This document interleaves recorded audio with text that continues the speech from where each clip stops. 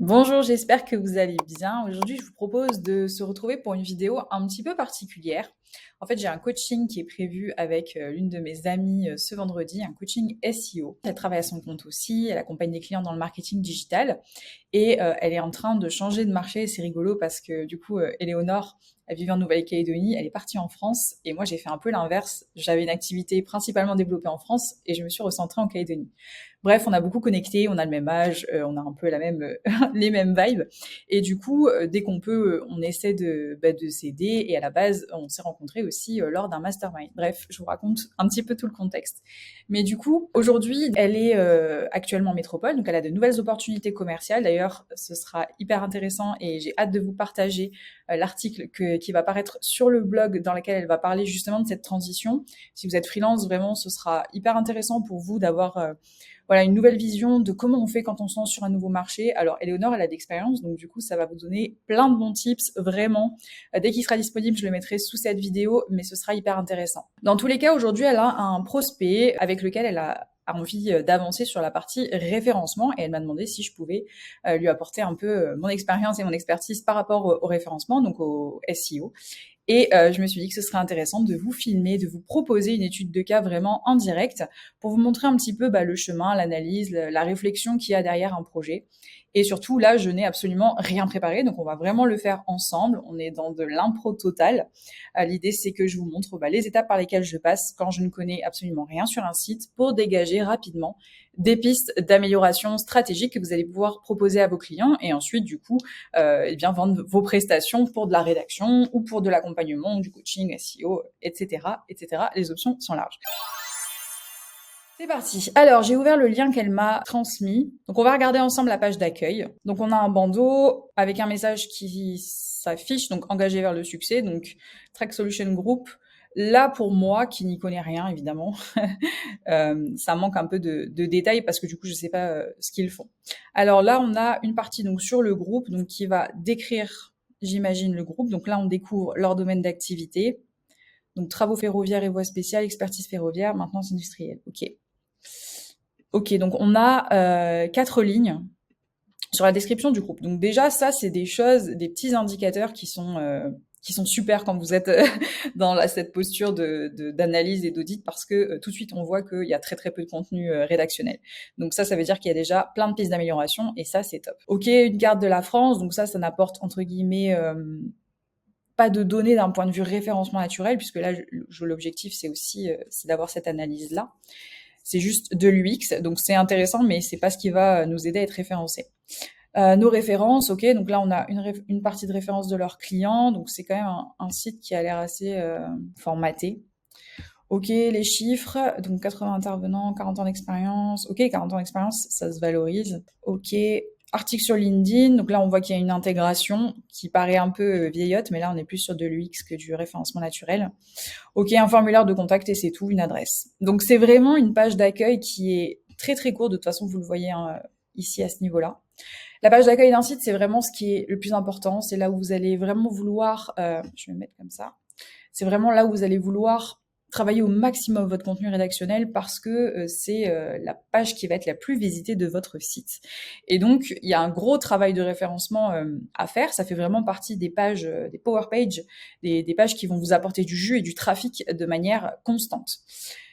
Donc c'est une bonne nouvelle pour Éléonore parce que ça veut dire qu'il y a vraiment déjà matière, ne serait-ce que là en un coup d'œil, sans connaître le domaine, sans rentrer dans un aspect SEO, sans regarder déjà ce qui se passe au niveau de la concurrence. On sait déjà qu'il y a du taf pour retravailler cette page et ce contenu.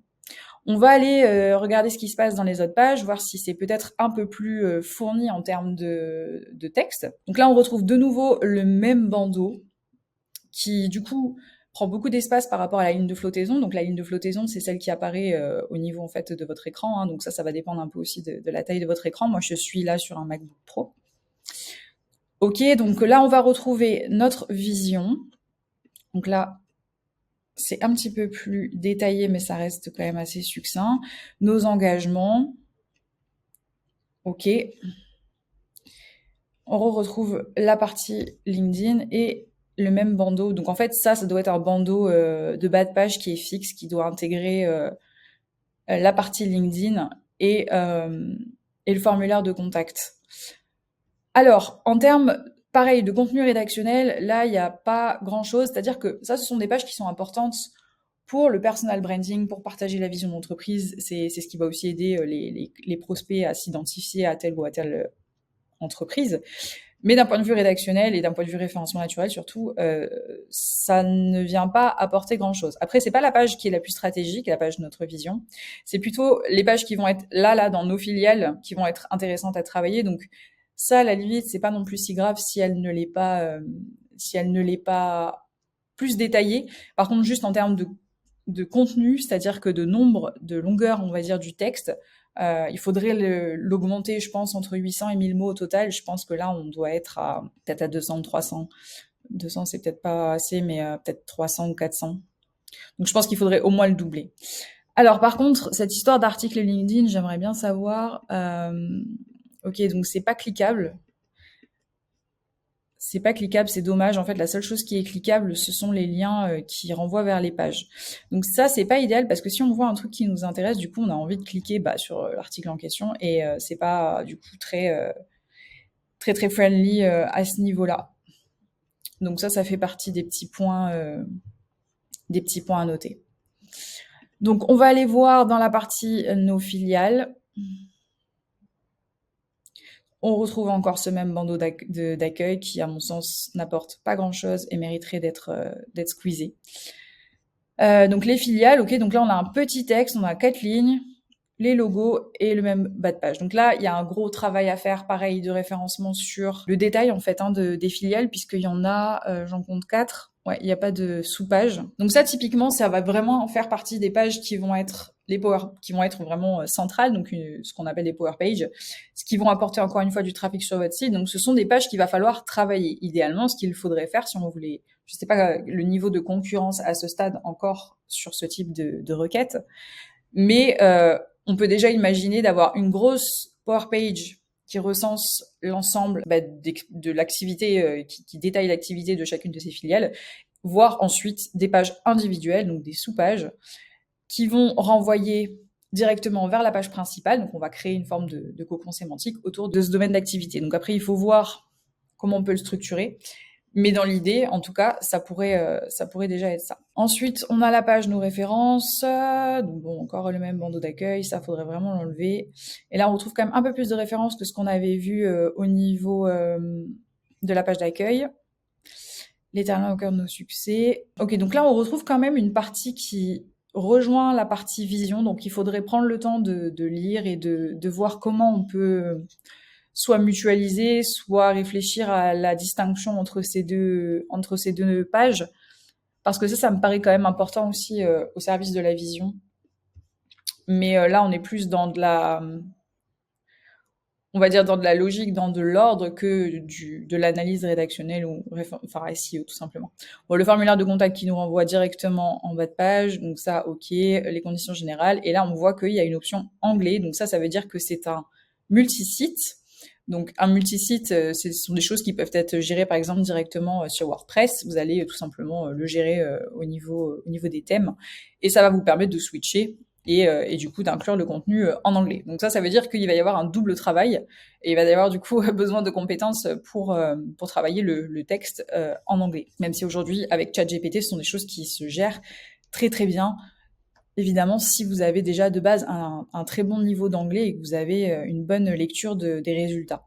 Mais moi qui suis bilingue et qui ai récemment dû travailler en anglais sur des contenus qui étaient partagés de manière massive, on va dire, je peux vous assurer que tout le contenu que j'ai pu créer en anglais avec ChatGPT et qui a été relu derrière évidemment par des natifs australiens, le travail était nickel. Donc si, encore une fois, et c'est toujours pareil avec l'IA, si vous avez les compétences, si vous avez un niveau d'analyse et un esprit critique suffisamment développé sur le sujet en question sur lequel vous faites accompagner par ChatGPT, c'est vraiment des super outils et go quoi. Enfin bref, donc on va re-switcher sur la version française. En tout cas, on peut se noter qu'il y a du potentiel, sur ce site. Et ça, écoutez, ça va clore notre première étape. Donc la première étape, c'était tout simplement de jeter un œil au site, d'avoir une lecture rapide. Donc là, ce qu'on pourrait faire, je vais pas le faire parce que moi, je vais refaire cet exercice en direct avec Éléonore et on le verra ensemble, mais ce que vous pouvez faire déjà, c'est ouvrir un document et noter toutes les pistes que vous avez notées et relevées pour votre client. On se retrouve tout de suite pour la partie 2, où cette fois-ci, on va regarder un peu comment ça se passe sur Google, on va regarder le niveau de concurrence et on va regarder un peu comment on est positionné tout simplement. Donc ce que je vais faire, c'est que je vais me mettre ici sur nouvelle fenêtre de navigation privée et on va ouvrir Google tout simplement. Donc je vais taper. Alors on va regarder quel est le domaine d'activité qui est décrit donc du site internet et ce qui va nous permettre ensuite de déterminer sur quelle requête on va essayer de se positionner. Donc là, c'est travaux ferroviaires et voies spéciales, expertise ferroviaire, maintenance industrielle. Ça, je vais le copier, je vais le noter ici. Voilà globalement les 3 mots-clés qui vont nous intéresser et sur lesquels il est intéressant pour l'entreprise de se positionner de manière naturelle sur Google. Donc on va commencer par travaux ferroviaires. Donc je me reprends mon onglet de navigation privée, travaux ferroviaires. Et avant de continuer, je vais modifier ma position. Je vérifie, je suis en France, donc c'est OK. C'est exactement ce que je veux. Je veux me positionner sur le marché sur lequel je suis en train d'analyser, tout simplement. Donc si je voulais me positionner sur la partie européenne, et donc pour tester la partie anglaise du site, ce serait intéressant de me positionner, par exemple, à Londres. Je ne sais pas où sont situés leurs clients en Europe, mais l'idée, ce serait de modifier par rapport à ça pour voir finalement quels sont les résultats qui ressortent quand on est sur le bon marché. Donc là, je suis bien en France et on va regarder ce qui sort. Alors, donc travaux ferroviaires, groupe Unifer, ETF, CLMTP, OK. Donc là, l'objectif, évidemment, c'est de repérer notre client.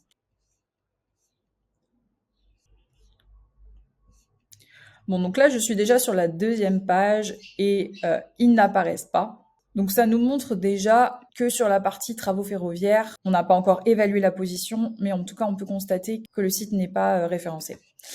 On va essayer avec un autre mot-clé. On va partir sur expertise ferroviaire. Pareil, en une page, je vois qu'il n'est pas référencé. Et enfin, maintenance industrielle. Ça me paraît évidemment peu probable. On va essayer portuaire.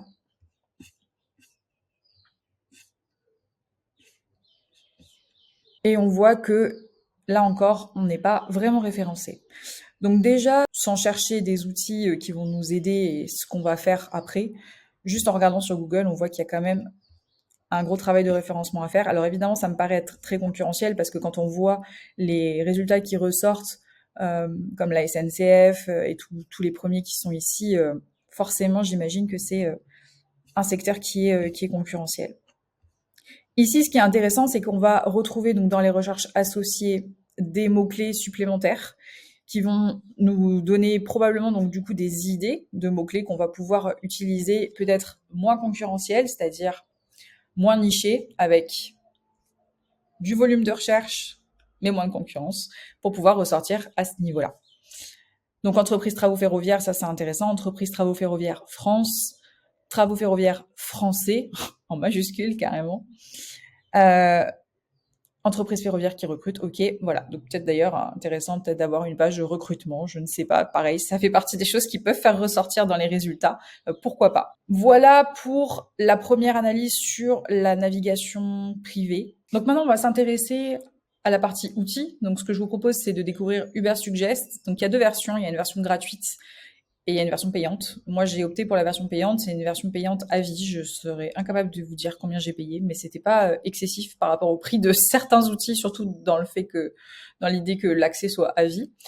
Mais aujourd'hui, on va utiliser la version gratuite.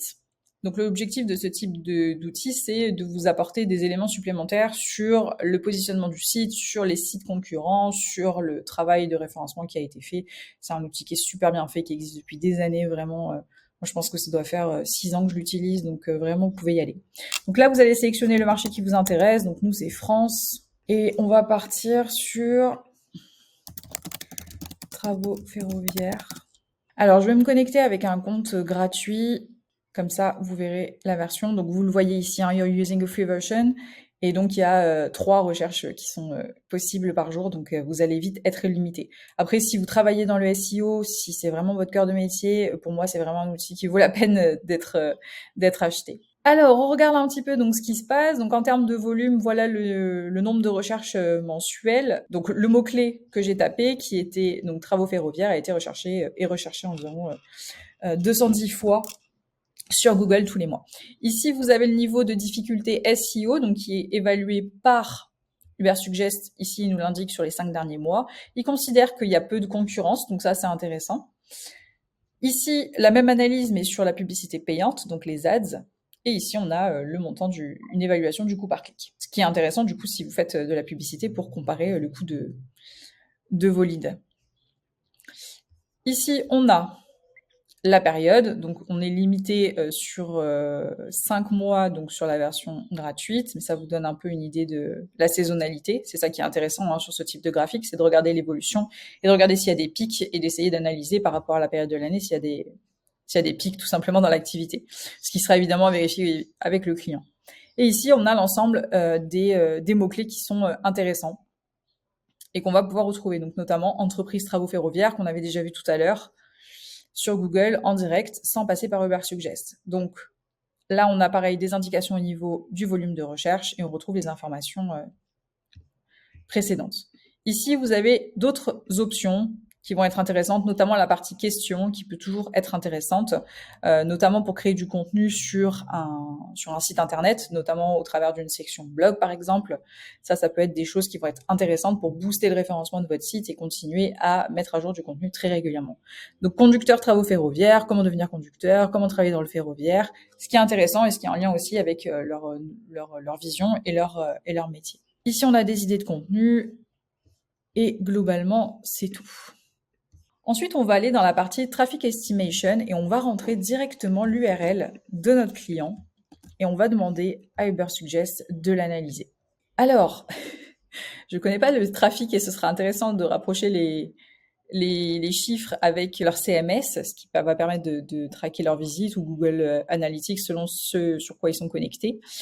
Mais apparemment, il n'y a quand même pas énormément de trafic sur ce site et il n'est carrément pas référencé. Donc, est-ce que c'est un site qui est nouveau, qui vient d'être lancé? Est-ce qu'il est en cours de construction? Ça, ce seraient des informations qu'il faut avoir avec le client et que du coup, là, sans discuter avec eux, on peut pas savoir. Mais en tout cas, normalement, ça vous donne un état des lieux du positionnement du site, tout simplement. On va aller ici dans Site Audit et on va refaire le même exercice. Et ça va nous donner une analyse détaillée, hyper intéressante, normalement, en tout cas habituellement, du site de ce client-là. Alors, il semble qu'il y ait une erreur avec le site, donc je ne sais pas exactement à quoi c'est dû. En tout cas, on n'arrivera pas à avoir les informations via Ubersuggest. Ça fait partie des aléas, donc la seule chose qu'il faudra faire, c'est tout simplement discuter avec le client et voir quel est l'historique. Donc ça, c'est probablement des informations que Eleonore a et qu'on pourra détailler ensemble. Donc à ce stade, et à la fin du coup, on est un peu à la fin de notre travail, ce qu'on peut relever, c'est quand même globalement que déjà les résultats qu'on obtient, c'est-à-dire le fait que a priori il n'y ait pas d'estimation de trafic et qu'on le retrouve pas sur Google, ça montre que le travail de référencement n'est pas fait. Il y a juste une dernière chose que je vais faire, c'est taper directement le nom sur Google. Donc là, on retrouve leur filiale directement sur LinkedIn. Ça, ce sont des pages légales, pages de société, page Indeed, et on note en fait qu'on ne les retrouve pas. Donc ce que ça nous dit, c'est que tout ce qu'on voit, c'est cohérent avec les résultats d'Ubersuggest, c'est-à-dire que le site, il est difficile à trouver. Même en tapant le nom sur Google, il n'est pas référencé, donc c'est pas étonnant qu'on le retrouve pas sur Ubersuggest. Donc ça nous confirme qu'il y a vraiment un très très gros travail de référencement naturel à faire sur ce site, donc notamment au travers de la rédaction du contenu rédactionnel, donc sur la page d'accueil, sur les différentes pages du site et sur la manière dont on va le structurer. Donc l'idée, c'est toujours de travailler sur des pages fixes qui soient les plus fournies possibles pour assurer du trafic régulier et ensuite potentiellement avoir une section blog pour pouvoir publier du contenu plus régulièrement, continuer à faire vivre le site et donc surtout quand on est en phase de lancement comme ça, quand on a un site qui est mal référencé, il faut vraiment mettre le paquet côté SEO dès le départ pour pouvoir avoir des résultats et commencer à être référencé. Moi, c'est un travail que je fais depuis des années. Le référencement naturel, ça a toujours été ma source de trafic numéro 1 et ça se ressent aussi dans mon activité commerciale puisque tous mes clients arrivent grâce au référencement naturel, que ce soit sur YouTube ou sur Google. Donc c'est une stratégie qui prend du temps, mais une fois qu'elle est en place, elle est solide et ça c'est vraiment un game changer pour vos clients. Voilà, j'espère que cette petite étude de cas vous aura intéressé. Si ça vous intéresse d'aller plus loin, si vous avez envie de bénéficier aussi de coaching, sachez que je propose maintenant des coachings digitaux. Donc n'hésitez pas à cliquer sur le lien qui est sous cette vidéo si vous avez envie de travailler avec moi. Dans tous les cas, ça me fait plaisir d'être de retour sur YouTube et je vous dis à très bientôt pour une nouvelle vidéo.